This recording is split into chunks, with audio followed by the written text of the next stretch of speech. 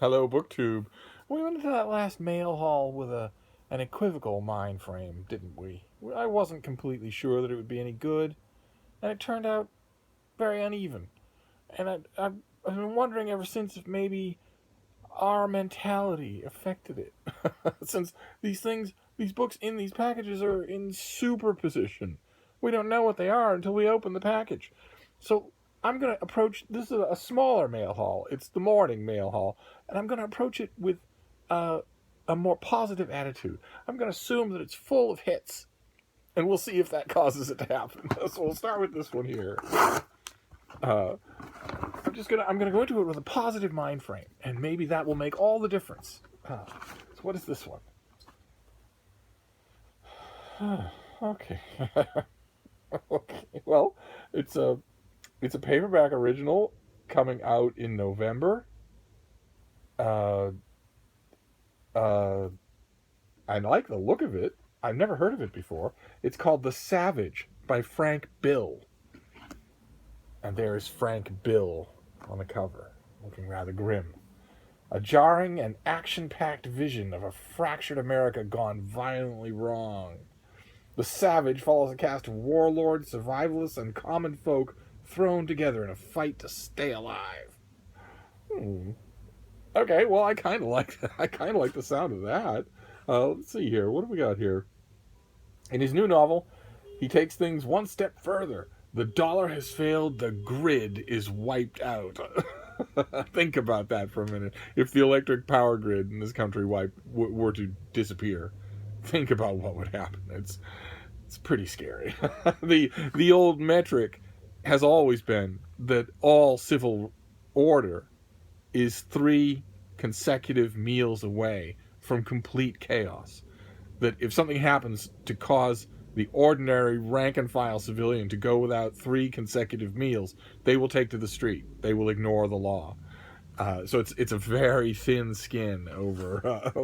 And of course, the electrical grid in this company is staggeringly outdated and jumbled and vulnerable.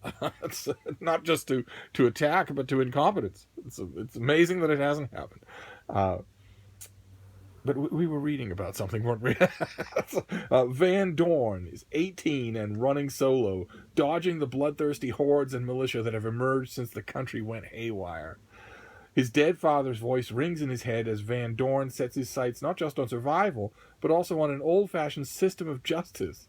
Meanwhile, a leader has risen among the gangs, and around him swirls the cast of brawlers from Donnybrook, their own brutal sense of right and wrong, of loyalty and justice throughout. Oh, okay, so this is a sequel.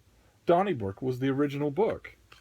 Oh, okay. Well, I love the sound of it. I love the vibe that I'm getting off it. But I'll want to read Donnybrook first. I'll contact the publicist and see if he can send me a copy, because I have time. This doesn't come out until mid-November. So all right. So that's not a bad start. Let's see if we can keep this balloon in the air. This next one. Oh, very nice. Okay, this is a finished copy, something I already have. Oh, good Lord, look at this. Oh, this is the publicity dates. This is I'm sorry, this is Little Fires Everywhere by Celeste Ng, and she's doing an enormous amount of press for this all over the country. Wow, starting and finishing in Boston. Okay, great. I friends of mine in the contemporary fiction the contemporary fiction world have been praising this to me, and I haven't actually read it yet. So what have we got here? This comes out in mid-September, and let's see. I'm assuming it's Celeste Ng's debut novel, Everything I Never Told You, published in 2014, was a sensation. Readers and critics alike praised the book for its powerful, deftly told story and its universal themes of race, gender, and family dynamics. Okay. I didn't notice any universal themes in that book. In fact, it seemed to me that the whole point of the book was that the themes it raised were not universal. But maybe I take the publicist's point here. The book was a runaway bestseller, went on to win several awards and be released around the world in 20 languages. And the author, a winning advocate of inclusivity, hashtag small acts, and the importance of being true to oneself and speaking out, has shown she is a force to be reckoned with. So the new book is a follow-up. In Shaker Heights, a placid, progressive suburb of Cleveland, everything is planned, from the layout of the winding roads to the colors of the houses to the successful lives of its residents will go on to lead. No one embodies this spirit more than Elena Richardson, whose guiding principle is playing by the rules.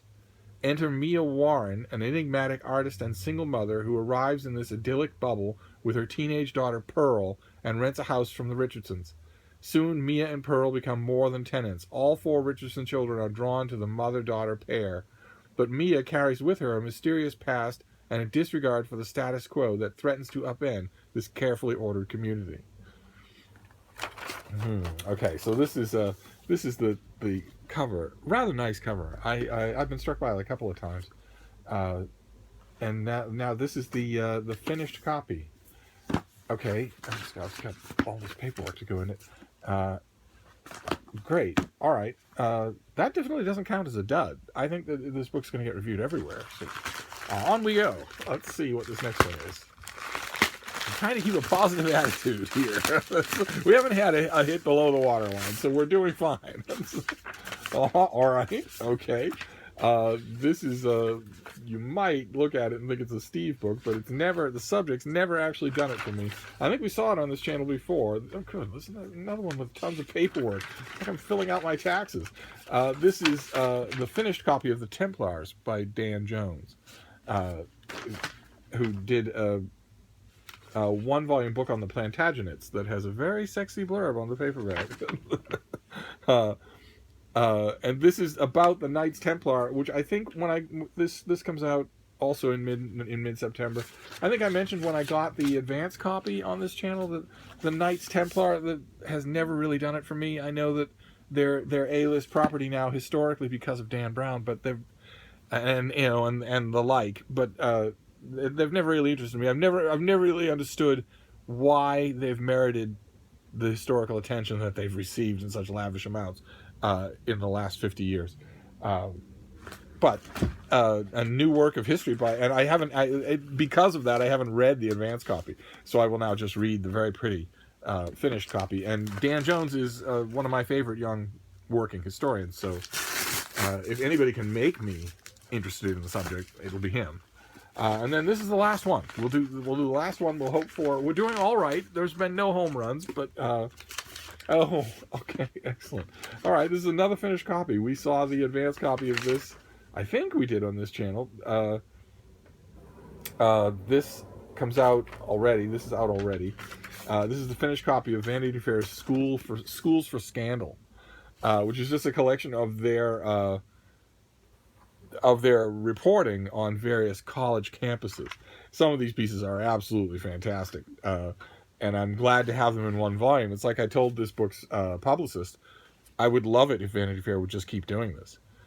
They did Writers on Writing. That was their last anthology, and now they've done this one. I would love it if they did one every year and just mined the incredible treasure trove of their backlist for themed anthologies like this. So good. I'm glad to have the finished copy. Absolutely. So we have Schools for Scandal, Vanity Fair. We have The Templars by Dan Jones. We have Little Fires Everywhere in a finished copy, and we have The Savage by Frank Bill, post-apocalyptic thing that I'm going to need the prequel for. And there you go. That's a slightly more upbeat mail haul. And we'll see what more unfolds if I get a delivery from the mail truck later today. Thank you, BookTube.